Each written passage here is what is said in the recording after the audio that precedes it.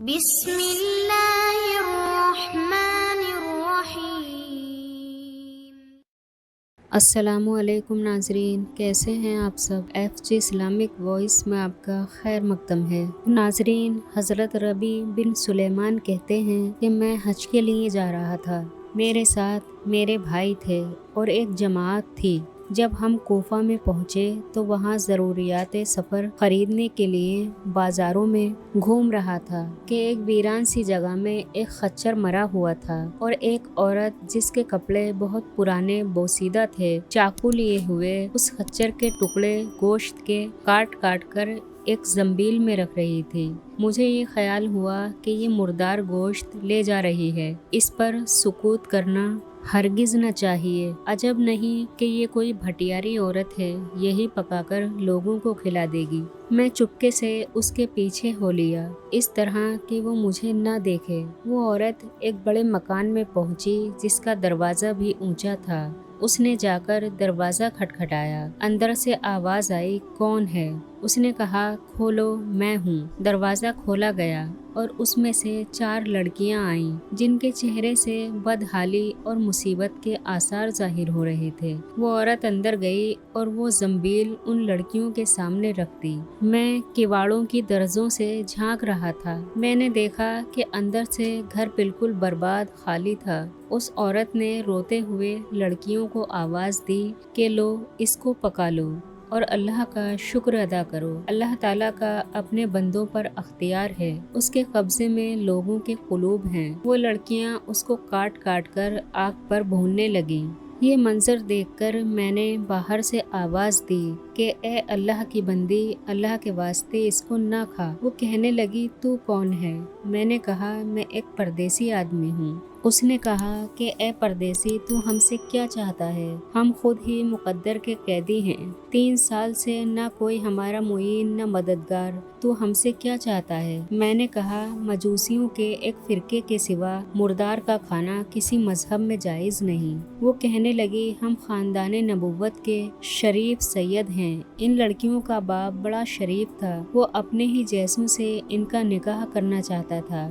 اس کی نوبت نہ آئی اور اس کا انتقال ہو گیا، اور جو کچھ اس نے چھوڑا تھا وہ سب ختم ہو گیا۔ ہمیں معلوم ہے کہ مردار کھانا جائز نہیں، لیکن اضطرار میں جائز ہو جاتا ہے۔ ہم 4 دن کے فاقے سے ہیں۔ حضرت ربیع کہتے ہیں، اس کے حالات سن کر مجھے رونا آ گیا اور میں روتا ہوا دل بے چین لے کر وہاں سے واپس ہوا، اور میں نے اپنے بھائی سے آ کر کہا کہ میرا ارادہ حج کا نہیں رہا۔ اس نے مجھے بہت سمجھایا، حج کے فضائل بتائے۔ اس نے کہا کہ حاجی ایسی حالت میں واپس لوٹتا ہے کہ اس پر کوئی گناہ نہیں رہتا، لیکن میں نے اپنے بھائی کی بات نہ مانی اور اپنے کپڑے اور احرام کی چادریں اور جو سامان میرے ساتھ تھا وہ سب لیا، اور نقد 600 درہم تھے وہ لیے، اور ان میں سے 100 درہم کا آٹا خریدا اور 100 درہم کا کپڑا خریدا، اور باقی درہم جو بچے وہ آٹے میں چھپا کر اس بڑھیا کے گھر پہنچا اور یہ سب سامان اور آٹا وغیرہ اس کو دے دیا۔ اس عورت نے اللہ کا شکر ادا کیا اور کہنے لگی، اے ابن سلیمان، جا، اللہ جل شانہ تیرے اگلے پچھلے سب گناہ معاف کرے اور تجھے حج کا ثواب عطا کرے اور اپنی جنت میں تجھے جگہ عطا فرمائے اور ایسا بدل عطا فرمائے جو تجھے بھی ظاہر ہو جائے۔ اور اس عورت کی سب سے بڑی بیٹی نے کہا، اللہ جل شانہ تیرا اجر 2 چند کرے اور تیرے گناہ معاف کرے۔ اور دوسری نے کہا، اللہ جل شانہ تجھے اس سے بہت زیادہ عطا فرمائے جتنا تو نے ہمیں دیا۔ تیسری نے کہا، حق تعالی شانہ ہمارے دادے کے ساتھ تیرا حشر کرے۔ چوتھی نے، جو سب سے چھوٹی تھی، کہا، اے اللہ، جس نے ہم پر احسان کیا تو اس کا نعم البدل اس کو جلدی عطا کر اور اس کے اگلے پچھلے گناہ معاف کر۔ حضرت ربیع کہتے ہیں، حجاج کا قافلہ روانہ ہو گیا۔ میں کوفہ میں ہی مجبوراً پڑا رہا کہ وہ سب حج سے فارغ ہو کر لوٹ بھی آئے۔ مجھے خیال ہوا کہ ان حجاج کا استقبال کروں، ان سے اپنے لیے دعا کراؤں، کسی کی مقبول دعا مجھے بھی لگ جائے۔ جب حجاج کا ایک قافلہ میری آنکھوں کے سامنے آ گیا तो मुझे अपने हज से महरूमी पर बहुत अफसोस हुआ और रंज की वजह से मेरे आंसू निकल आए। जब मैं उनसे मिला तो मैंने कहा, अल्लाह जल्ल शानहू तुम्हारा हज कबूल करे और तुम्हारे अखराजात का बदल अता फरमाए। उनमें से एक ने कहा कि ये दुआ कैसी? मैंने कहा कि मैं हज पर नहीं जा सका इसलिए। वो कहने लगे, बड़े ताज्जुब की बात है, अब तू वहाँ जाने से इनकार करता है? तू हमारे साथ अरफात के मैदान में नहीं था क्या? तूने हमारे साथ तवाफ नहीं किए? इतने में खुद मेरे शहर के हाजियों का काफिला आ गया। मैंने कहा, हक ताला तुम्हारी सही मशकूर फरमाए, तुम्हारा हज कबूल फरमाए।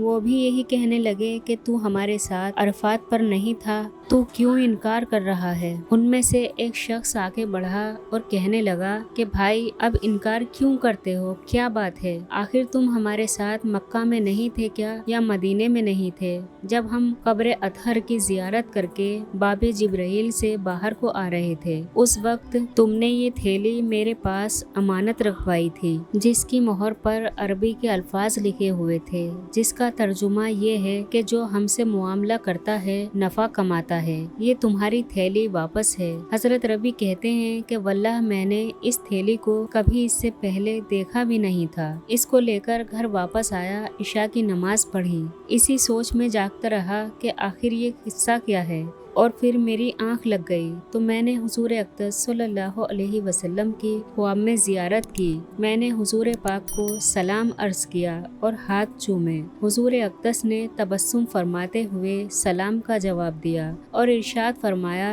ए रबी, आखिर हम कितने गवाह इस पर कायम करें कि तूने हज किया, तू मानता ही नहीं। सुन, बात यह है कि जब तूने उस औरत पर सदका किया और अपना ज़ादे राह ईसार करके अपना हज मुलतवी कर दिया तो मैंने अल्लाह ताला से दुआ की कि वो इसका नेमुल बदल तुझे अता फरमाए। तो हक ताला शानहू ने एक फरिश्ता तेरी सूरत बनाकर उसको हुक्म फरमा दिया कि वो क़यामत तक हर साल तेरी तरफ से हज किया करे, और दुनिया में भी तुझे ये इवज़ दिया कि 600 दिरहम के बदले 600 दीनार अशरफियाँ अता की। तो अपनी आँख को ठंडी रख। फिर हुजूर अक़दस ने भी यही अल्फाज इरशाद फरमाए कि जो अल्लाह से मुआमला करता है नफ़ा कमाता है।